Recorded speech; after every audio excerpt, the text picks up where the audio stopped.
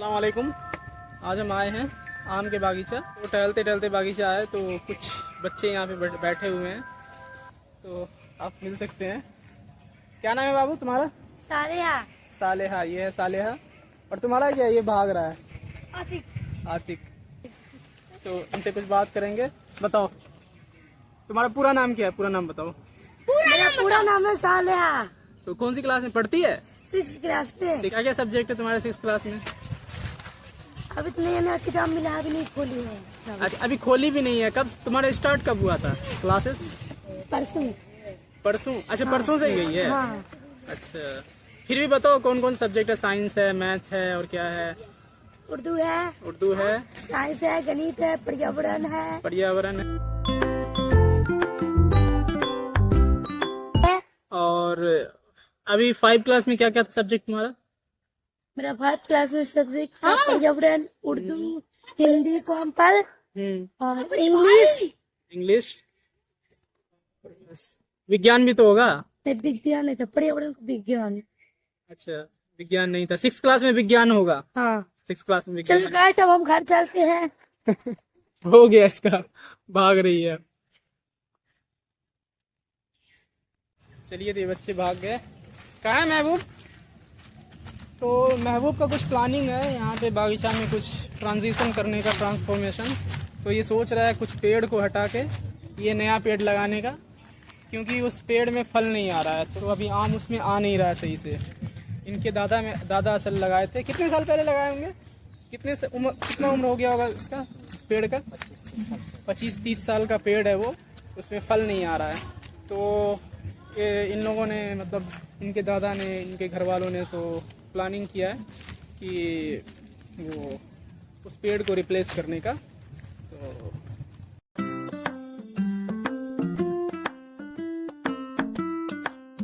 और मैं वो, अभी हम कहाँ जा रहे हैं? चलते हैं उधर नदी के पास। वो नदी है कि क्या है? वो नदी है। नदी का पानी वहाँ पे ठहरता है। असल में वहाँ पे गड्ढा है, क्योंकि वहाँ से मिट्टी भर भर के ले जाता है वो। असल में वो सब जो मिट्टी जो वहाँ से उठा के ले जाता है, मतलब कि पैसा कौन लेता है फिर उसका? जिसका ज़मीन है वो पैसा देता है।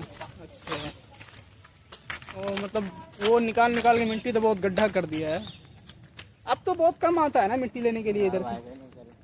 अब नहीं आता। अब कहाँ से लेता है मिट्टी? तुम्हें कुछ इस बात का आइडिया है? बेलवा की जगह है। अच्छा, बेलवा दीरा है, वो वहाँ से आता है। हाँ, तो वो तो उधर की मिट्टी तो वो बलवाहट होती होगी, बालू वाली मिट्टी होती होगी।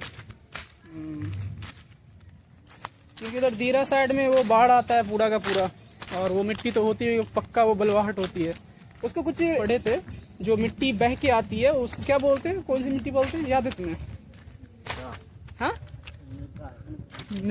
मृदा तो वो ऊपरी परत को बोलते हैं। पता नहीं, मुझे भी याद नहीं है। क्लास 8 में हमने वो ज्योग्राफी सब्जेक्ट में पढ़ा था कि जो मिट्टी बह के आती है वो असल में होती है बलवाहट, और वो बहुत ज़्यादा उपजाऊ मिट्टी होती है ना? उसमें अभी यहाँ वो जैसे जो होती है खीरे की, ककड़ी की और तरबूज की, इस मिट्टी से खेती हो सकती है क्या? हाँ, तो बलवाहट मिट्टी से हो सकती है। लेकिन यहाँ का एक डिसएडवांटेज ये है, यानी कि ये कमी ये खामी ये है कि हर साल बाढ़ आती है, तो वो एक परेशानी हो जाती है। लगभग 2-3 महीने तक बाढ़ ग्रसित रहता है ये एरिया। तो ये एक डिसएडवांटेज है। और ये एरिया है जस्ट गांव के बाहर है, थोड़ा बागीचा है। तो इस साइड की ज़मीन का दाम इसलिए कम है क्योंकि इधर बाढ़ आता है हर साल। कई बार तो ऐसा होता है कि पूरा का पूरा पेड़ डूब जाता है जब बाढ़ आती है। तो ये आता है खगड़िया डिस्ट्रिक्ट में, और खगड़िया डिस्ट्रिक्ट में असल में 2-3 नदी मिलती है यहाँ पे। एक तो सबसे बड़ी जो मेजर नदी है यहाँ की, गंगा नदी है, और बूढ़ी गंडक है, कोसी है। ये 3 नदी मिलती है यहाँ पे। तो इसलिए हर साल बाढ़ आती है। 2-3 महीने के लिए लोग परेशान होते हैं जो इस एरिया में रहते हैं। तो अभी हम आए हैं, ये छोटा सा गड्ढा है जो गंगा नदी का पानी जमा हो जाता है बाढ़ आने के बाद, एज यू कैन सी।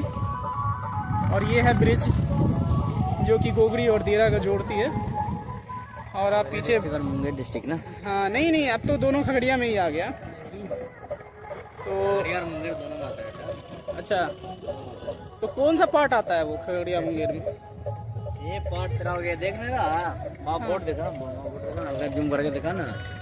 आप देख सकते हैं सनसेट का नज़ारा ऐसे दिख नहीं रहा है। सनसेट नहीं दिख रहा है ना? हाँ, थोड़ा कैमरा में नहीं दिख रहा है, नहीं आ रहा है ये। आगे देखिए 8-10 दिन के बाद नहीं पकना स्टार्ट होता है। मैं वो बता रहा है कुछ, बताओ क्या बता रहा है? क्या पकना स्टार्ट हो जाएगा? ये वाला ये ऊपर आम है, दिखेगा नहीं, बट ये बता रहा है कि ये पकना स्टार्ट हो जाएगा 8-10 दिन बाद, लेकिन है ना। अभी हम बैठे हुए हैं मचान पे और आप देख सकते हैं एज यू कैन सी ये पूरा का पूरा आम का बागान है मेरे पीछे। 360 डिग्री रोटेशन। और ये मेरे बगल में महबूब है। ले थक गया है ना।